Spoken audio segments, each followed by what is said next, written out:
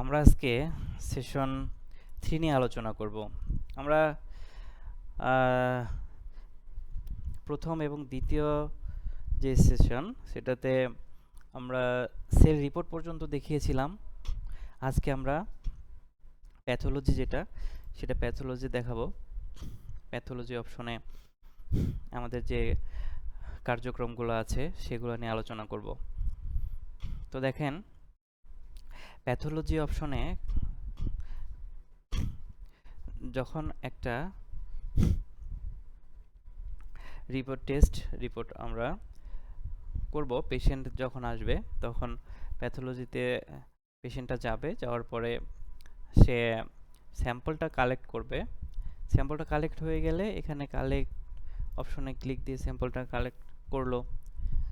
Sample collect করার পরে দেখেন কালেক্টেড দেখাচ্ছে। তো এখান থেকে এডিট রিপোর্ট দেখতে পাচ্ছেন। প্যাথোলজির যে ল্যাব টেকনোলজি থাকবে সে এডিট রিপোর্টে যাবে, গিয়ে আপনার যে রিপোর্টটা বের করা প্রয়োজন সেই রিপোর্টটা এখানে এই যে সেট রেজাল্ট ভ্যালুতে যাবে। সেট রেজাল্ট ভ্যালুতে গেলে এখানে দেখেন টেমপ্লেটগুলো এখানে কিছু দেখা যাচ্ছে।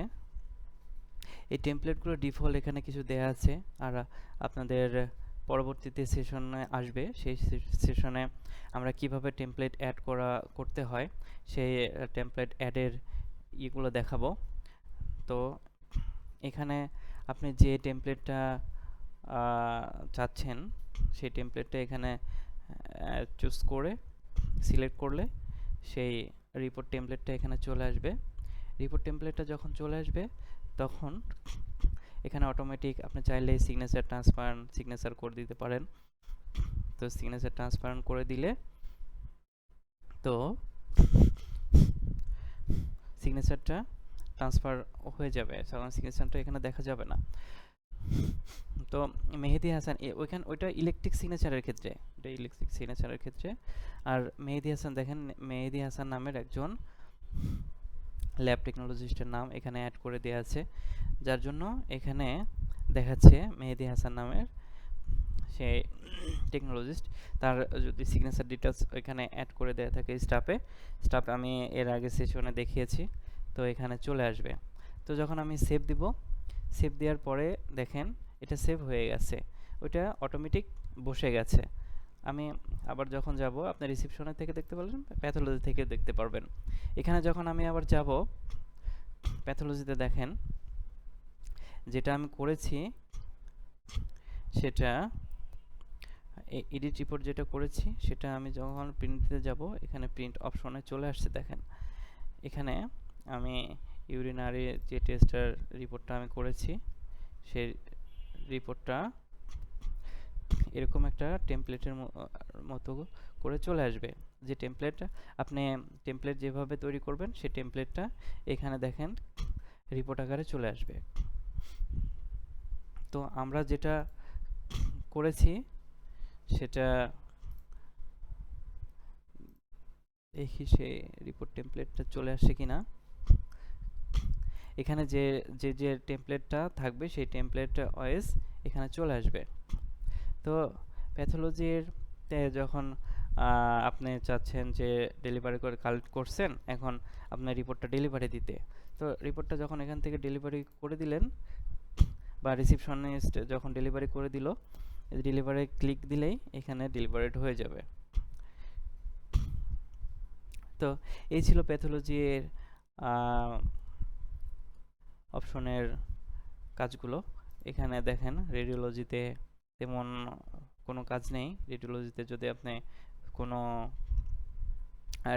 রিপোর্ট স্যাম্পল কালেক্ট যদি করেন, এখানে রেডিওলজিস্টে কোনো রিপোর্ট করাতে আসলো, এক্স রে করাতে আসলো বা এমআরআই সিটি যেটাই হোক করাতে আসলো, তখন এখানে আপনি কালেক্ট দিয়ে আপনি সেক্ষেত্রে রিপোর্টটা রিপোর্ট ওটা তো আলাদা সফটওয়্যারে থাকবে রিপোর্ট, আপনি চাইলে এখানে ইনক্লুড করেও দিতে পারবেন। তো রেডিওলজি দেখলেন। এবার আউটডোরে আমরা দেখব কিভাবে ডাক্তার অ্যাড করতে হয়। দেখেন আউটডোরে এই যে ডক্টর লিস্ট, আউটডোরে গেলে আউটডোরে যাওয়ার পরে যে ডক্টর লিস্ট অপশনে ক্লিক দিলে এখানে চলে আসবে ডক্টর লিস্ট অপশন। এখন ডক্টর লিস্ট অপশনে আমি যাওয়ার পরে এখানে অ্যাড ডক্টরে ক্লিক দিব। অ্যাড ডক্টরে যাওয়ার পরে এখানে দেখেন যে ফর্মটা আসছে, এখান থেকে আমি ডাক্তার টেস্ট নামের একটা ডাক্তার অ্যাড করব। Doctor test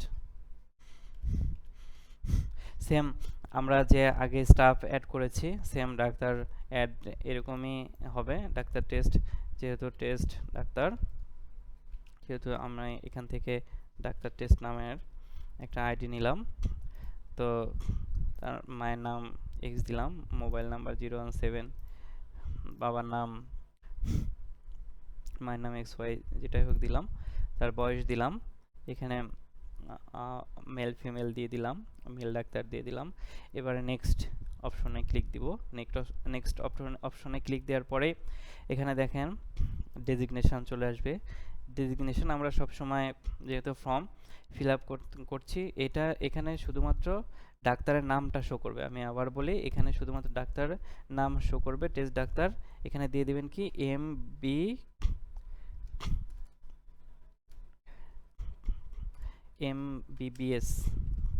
MBBS. তার আরও যেগুলো ডেজিগনেশন থাকবে সেগুলো ডেজিগনেশন যেগুলো আপনি ভিজিবল করতে যাচ্ছেন রিসিপ্টে, সেই ইয়েটা দিয়ে দিবেন। FCPS আমি এমনিতে একটা দিয়ে দিচ্ছি আপনাদের বোঝানোর স্বার্থে। তো নেক্সট দিয়ে দিলে এখানে মেডিকেল অফিসার দিবেন। এখানে ডিপার্টমেন্ট, যদি যে ডিপার্টমেন্ট হবে সেই ডিপার্টমেন্ট এখানে দিয়ে দিবেন।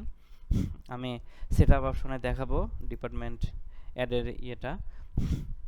এটা এডুকেশন কোয়ালিফিকেশান, এখানে MBBS দিতে হবে। এখান থেকে মেডিকেল ডিগ্রি এগুলো সেটআপ অপশনে অ্যাড করা যায়। MBBS, FCPS, BSS যা যা থাকবে, যেগুলো প্রয়োজন আপনার সেগুলো দিয়ে অ্যাড করে নেবেন।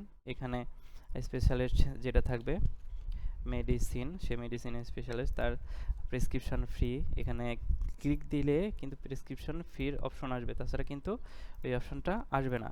তো এখানে যখন ক্লিক দিবেন তখন সাথে সাথে আপনার প্রেসক্রিপশন ফির অপশনটা চলে আসবে। প্রেসক্রিপশন ফিটা 500 দিলাম। এখান থেকে সে হসপিটাল থেকে নেবে নাকি সরাসরি ডাক্তার নেবে। তো যদি হসপিটাল থেকে নেয় তাহলে রিসিভ বাই হসপিটাল, যদি সরাসরি নেয় রিসিভ বাই ডক্টর। তো এখানে দেখেন এটা ইম্পর্টেন্ট জিনিস, এটা পার্সেন্টেজ কমিশন। ডাক্তার যত পার্সেন্ট কমিশন পাবে সেটা কমিশন এখানে দিয়ে দিলে প্রত্যেকটা টেস্টের অটোমেটিক কমিশন হয়ে যাবে। এখানে দেখলাম একটা ডাক্তারের 30%, এই ডাক্তারের 30% কমিশন আমি দিয়ে দিলাম। তো এখানে দেখেন নেক্সট দিয়ে দিলাম। নেক্সট দেওয়ার পরে ইমেল অ্যাড্রেস, আমি প্রিভিয়াসে যে ইমেলটা দিয়েছিলাম সেটা আমি একবার চেক করে দেখি। সেটা এই যে এটা দিয়েছিলাম, এটাই আমি আইডি বানাবো। এটার আইডি বানাবো, তাহলে আমার নতুন করে আইডি করার কোনো প্রয়োজন হচ্ছে না। আমি এটাই আইডি বানালাম।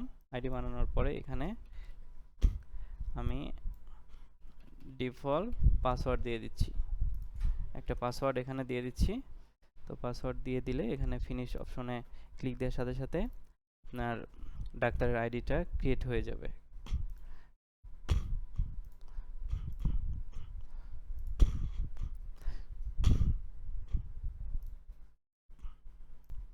দেখেন টেস্ট ডাক্তার নামের যেটা আমি অ্যাড করেছি, টেস্ট ডাক্তার MBBS FCPS, সেই ডাক্তারটা এখানে ডাক্তার টেস্ট নামের ইমেল আইডি এবং মেডিকেল অফিসার যে অ্যাড করেছি এখানে দেখেন অ্যাড হয়ে যাবে। আমি এখানে চেক করব সেট ডাক্তার কমিশন। দেখেন সেট ডাক্তার কমিশন যে আমি 30% দিয়েছিলাম, আমার টোটাল 30% এখানে দেখাচ্ছে। তো কিভাবে একটা ডাক্তার অ্যাড হলো আমরা দেখলাম। এখন দেখেন ওই যে সেলে যখন যাবেন, সেলে যাওয়ার পরে এখানে দেখেন যখনই আপনি ডাক্তারকে চুজ করবেন, এখানে যে ডাক্তার, সেই ডাক্তার দেখেন এখানে যে ডাক্তারটা আমি অ্যাড করলাম এখানে দেখাচ্ছে, বুঝতে পারছেন। এরপরে আপনি যে টেস্টটা অ্যাড করবেন বা সেল করবেন সেই ডাক্তারের এখানে